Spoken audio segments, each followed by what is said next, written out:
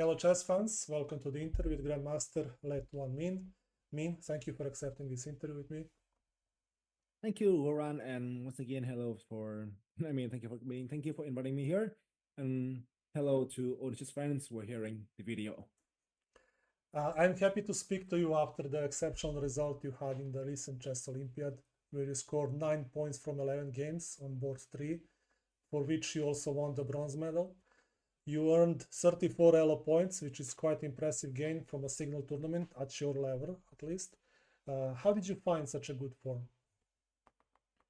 Uh, to be honest, the performance surprised even myself. Like I didn't, and I never could think I can. I could play that.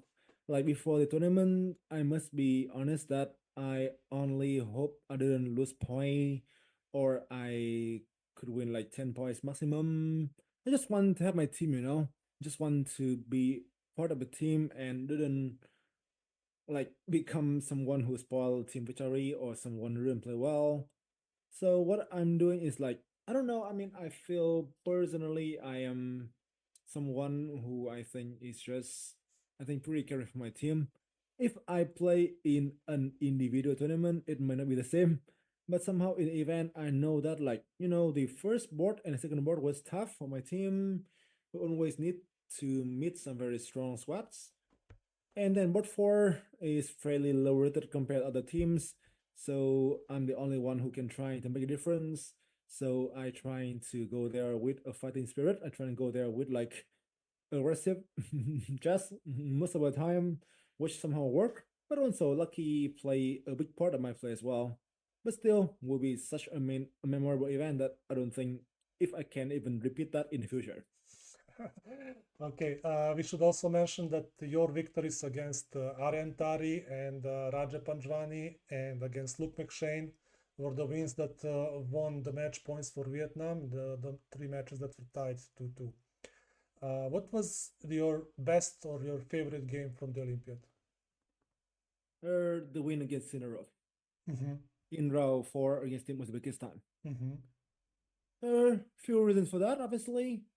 First of all, so we like Vietnam, our team, we had a chance to play Uzbekistan in 2023 in another event. It's a smaller one. You can call that the Asian Team Championship, Mm-hmm. but it in fact is called like Asian Games. So chess is just a part of it. So we play Team Uzbekistan in 2023, but in that year, so the difference is that they have Yakubev in board three and Sinarov on board two. So last year, both our board two and board three loses. I lost against Yakubev.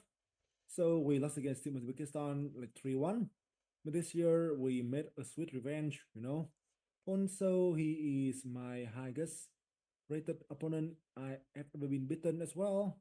So yeah, these two things for me are quite special considering he was even once.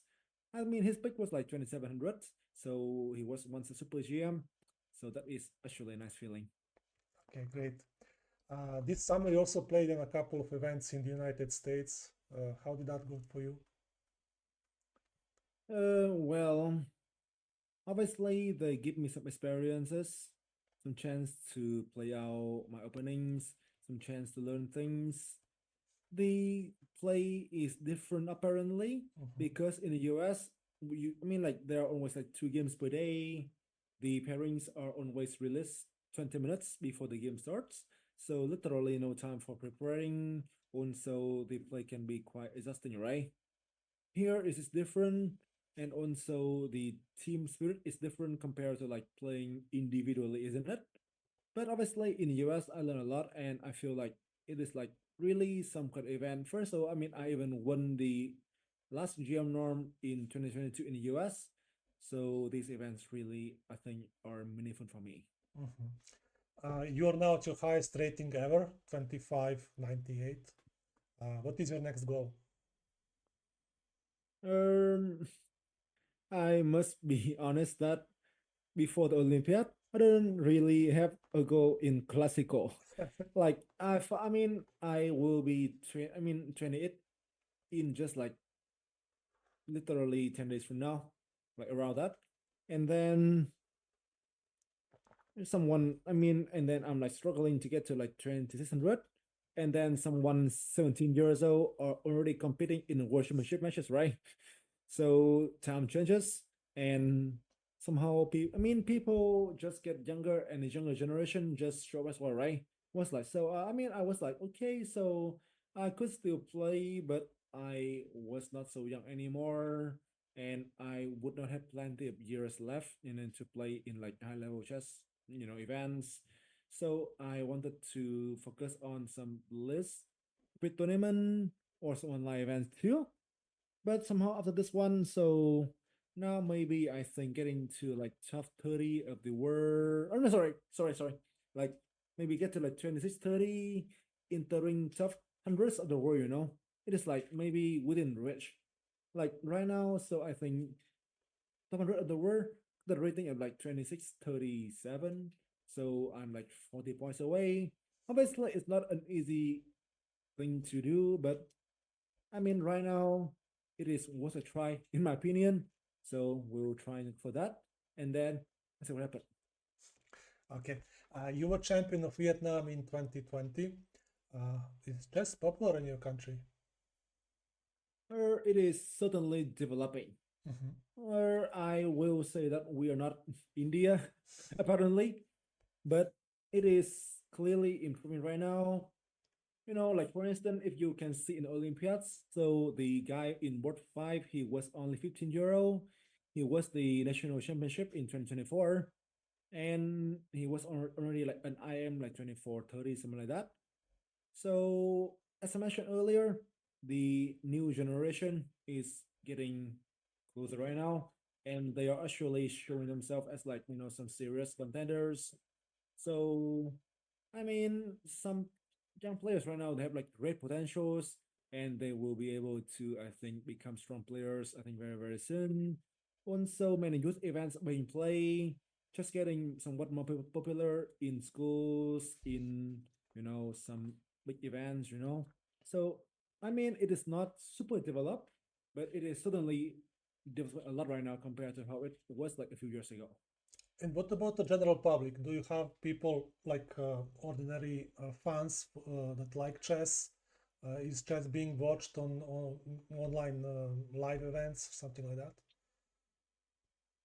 Well, people, I mean, there are people playing chess indeed, but for the audience, I think it is quite hard to Mhm. ask them to watch like a 3 or 4 or 5 hours game, especially classical chess. I mean, if you ask them to watch, like, for instance, Magnus against Hikaru and Blitz, for instance, or Bullet, for instance, they will be happy. Rapid is fine. But then in classical, it is quite tough, right? So most of them still don't watch it. Like they rather watch like something more fun, like soccer or basketball or some other stuff. I mean, it's hard to ask them. I mean, I think once again, it is improving, but it will take time. It will take time, Mhm. and I think maybe at some point there can be some like. Obviously, I don't think like candidates can be played in my country, but there can be some events like strong events, for instance, in my country, and then they will sell like tickets as like the Champion Store live in Paris, right? Mhm. Or maybe the candidates in Canada where they also have like the I think tickets being sold as well too. So it can be like a thing in the future, but for now it is still not that popular sadly. Okay, we will tell Danny Ranch to consider Hanoi or Ho Chi Minh for the finals. Being based in Vietnam, how difficult it is for you to find good tournaments to play in? I mean, I guess I will say that it is the problem for not only me, but also for most players around our area. Mhm. Like, so let's say my country first. So, as you know, if you want to become a GM, you need to get 3 GM norms, right? So I scored 2 GM norms from the open event in my country. But sadly, that event was canceled since 2020. After, I mean, like, not just about the pandemic, which prevented from happening. Also after that, so the sponsorship just didn't really want to do it anymore. So we I mean, like in my country, for instance, we don't have any kind of open tournaments for like the last couple of years. Or second, so even in our area, the Southeast Asia, so it is like kind of hard to find events that is good, maybe like a funds, like a sponsorship. The price are not that much, and most players they are very underrated. Mm-hmm. It's like they can be capable of beating some like even 25, 2000 like in a specific game, but they're just like 2200 or something like that.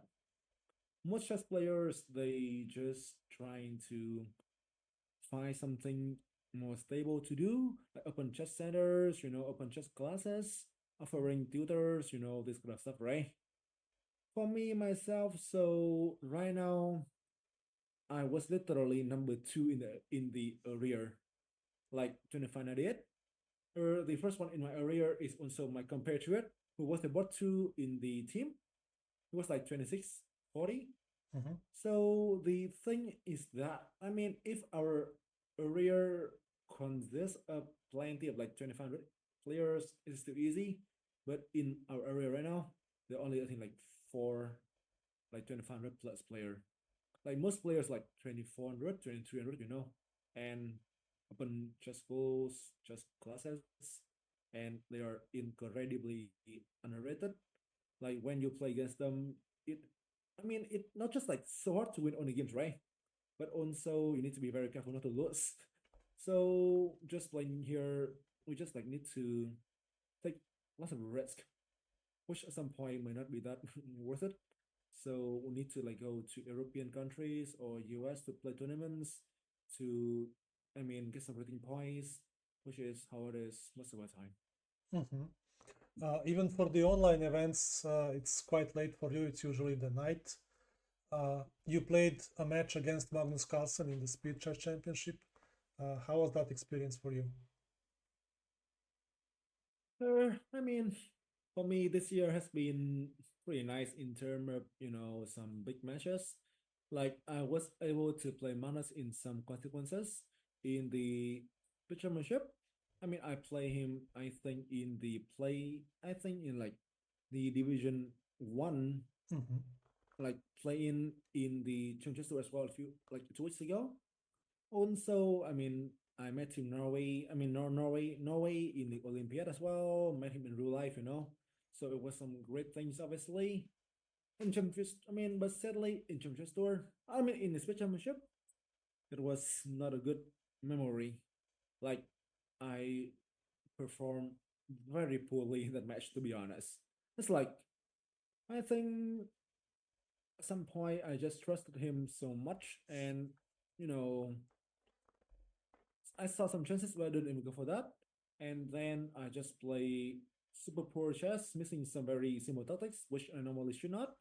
So, I was basically just like lost very, very badly and went down to history of Chattercom as like one of the most one-sided affair. So it was not very something to be proud of. But still, I learned as well too. Like whenever you got a chance to play with like Magnus, Hikaru, right? You can learn something from them. You just get like so astonished, so amazed by how good they are, and you just like learn from all your losses and get better from this. So overall, it was not a fun experience to lose badly like that, but definitely I feel like I grew up better as a person, such as player, after these kind of things. Do you think this is some sort of a Magnus effect? Because it didn't happen only to you, it happened also to Alireza in the final when he just collapsed, and maybe even to Hans in the semi-final when suddenly Magnus starts winning games in a row and you just feel like you cannot even touch him. I guess that's the thing when you play against the good. Obviously, I mean, like people can argue about that, but for me, I really think like he should be the best of the world. I mean, Hmm. ever, the good, I guess. So when you play against him, I guess the first thing you must have, which is not easy, is to believe in yourself. When you know he's too good, sometimes you see things, but then you start doubting yourself. Like, wait a second, is that it's really happening? Is it a chance? or is it something you want to trick us? Something like that, right? And then sometimes you might just like, okay, this looks great, but maybe it's not right because he should have said as well too. And then you don't trust it. Also, one more thing, I guess when you play against him is the confidences. It's like when you lose several games in a row, you lost your confidence, and you start performing poorly as a result. Against some others, I think it's not like the same, but against some, when you lose like so many games in a row, when you start in losing streak, just hard to come back because. And also, I think his playing style is just also very damn annoying, which make it hard for me and some other guys to find a way to come back. But still, like once again, like I guess he is too good. Eventually, this is like the way to explain things. Okay, you're recognized as one of the top experts in online chess. How did you get so good? I don't know. I mean, when I stream, so there are some questions like how can I get as good as you, or how can you get so good at online chess, something like that. But I don't. I mean, I guess each player has their own ways to improve, has their own ways to practice. For me, so I must say that I'm not fully sure how can I get better. I mean, how can I get better at chess? Or it's just like sometimes if you practice a lot, if you learn a lot, if you spend time on it, if you just like devote your time on something, in a serious way, things will gradually get better. Sometimes you will not even recognize that you're getting better, but it's the truth. Like for instance, so before the Olympiad, I spent like 2 weeks just like learn seriously, looking at openings, trying to learn some ideas. And in the event, although they didn't expect me to do that well, I do pretty well. And obviously, I don't even know if I did improve the level or not. But sometimes just like by playing, by learning, I think it's like the only thing to do, and there is no shortcut or exception for that, in my opinion. And who is your toughest opponent online? Is it Jospin, Danya, Bortnik, Magnus. Magnus? Okay, we can say Hikaru as well, yeah? Um, I mean, I guess to say who is your toughest opponent will not just like obviously it's not just about your score online. I mean, I lost against Dan the most, but because I play against him so much. But this thing is like the people who you think you have like less chance against, right? So like for me, Manas is the most annoying player because his style is just kind of really against me. Like, you know, I am some sorts of like positional. I mean, I won't say I'm a positional player, but I love London. I love some kind of slow game. I love some kind of like maneuvering game. And then with that, I'm fine with some positional chess. So against like Danny, against Hikaru, sometimes I can be, I mean, like with that kind of strategy, I can fight against them. I can keep waiting for the chance to come, which sometimes success. Obviously, I mean, against Hikaru, I still have a very terrible record. But I mean, not all of those like I got a bad relation. It's just like I was fine, I wasn't better, I wasn't winning, but then he was so good at creating chaos, at like swindling games, at like finding chances to mess me up, Mhm. and I fell for that. But I was better at some point. But against Magnus, I feel like fi- I'm fine like technical play, but he's the best of the world in technical play. And then my strategy against him basically doesn't work. And um, I mean, sometimes I'm from tactics, but he is also damn good as well too. Like basically, like he the thing that I'm like the most confident in. He is the best of the world in that kind of thing. So have literally no chance. I mean, I don't have the same feeling against any other one. So for me, he's the toughest one. Mhm. And what do you think about cheating in online games? Is this topic overblown or underestimated? Well, hard to say in my opinion.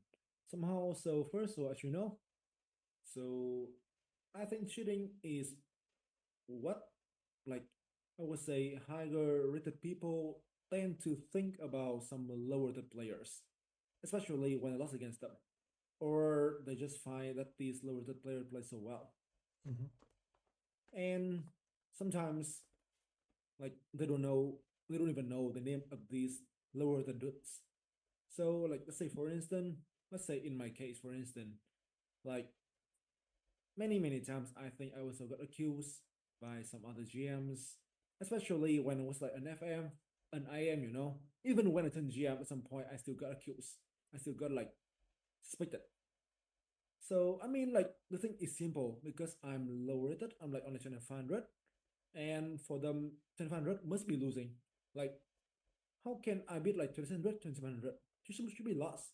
They use some kind of statistics, and these statistics basically always think that okay, when you're lower rated, should be losing. I mean, I don't know, but first of all, so when I say that, it means that I always have the like faith, and I always want to trust some players like me who are kind of unknown in chess map, Mhm. who are kind of low rated and don't have any chance to play in some OTB tournaments. Like I know plenty of players in my country, they are quite good, talented, just have no chance to prove themselves. So I mean, when they can play well, just didn't get a chance. But now with online platforms like Twitter.com, right?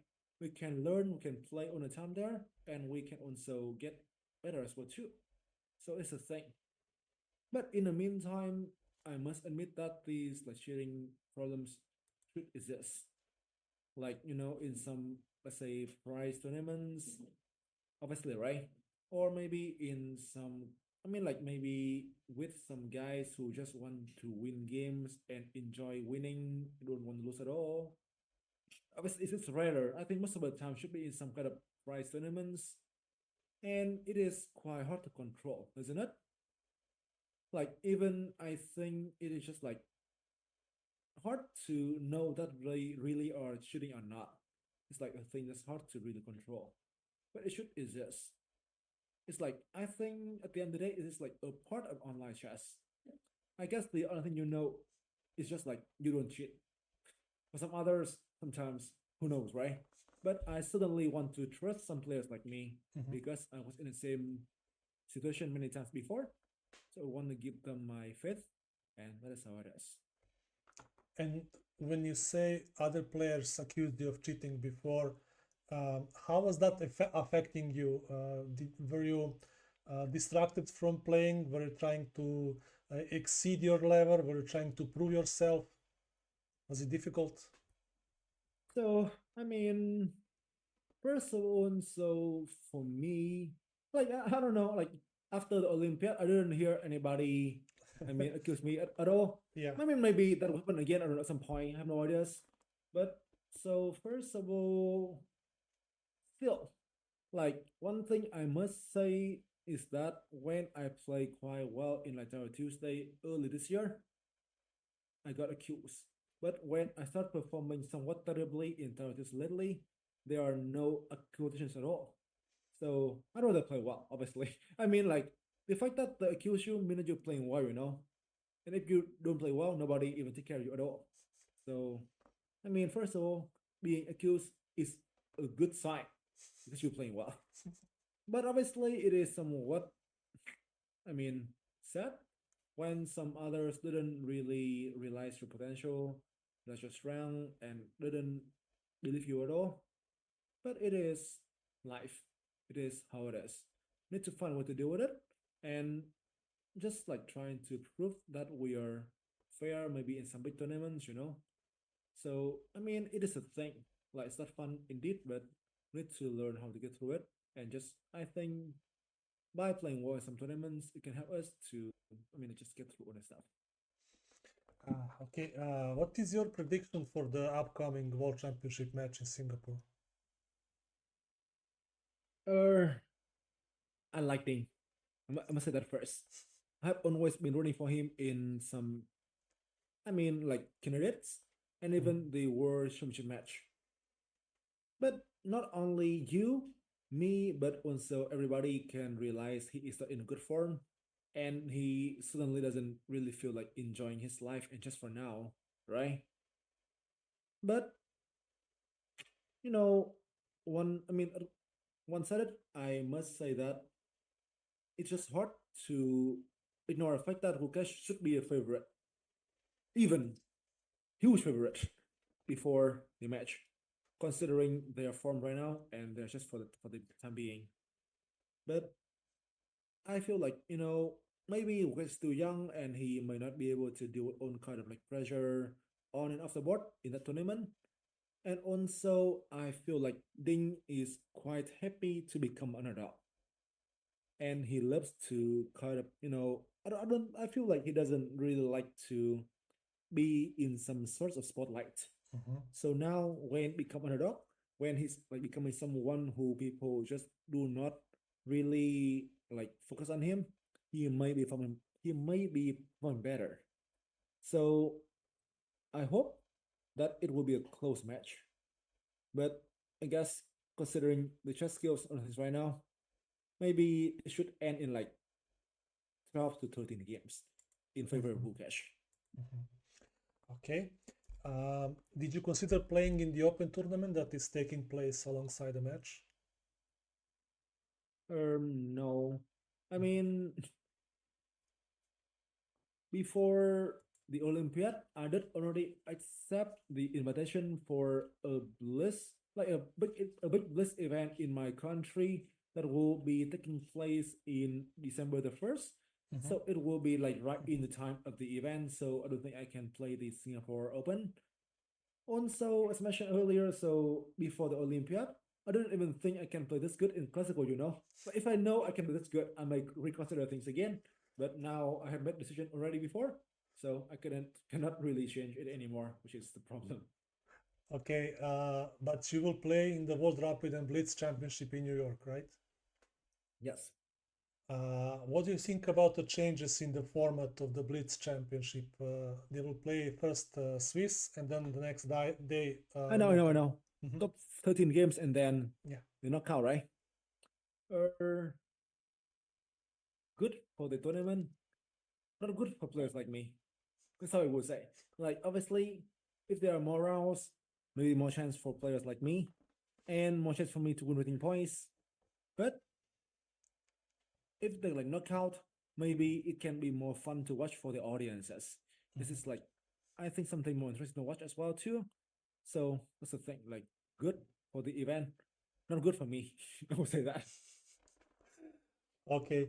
Well, we are a little bit past our mark. I asked you only for 15 minutes. We are closing to half an Hmm? hour. Thank you, Min, so much for this opportunity to speak to you. It was a real pleasure, and I hope to speak to you again, maybe after a good result in New York. I will try my best. And once again, thank you for having me here. Thank you for having me here. And once again, thank you for the audience for hearing me. Hope you got a good time. And this is a pleasure to be here as well too. Thank you.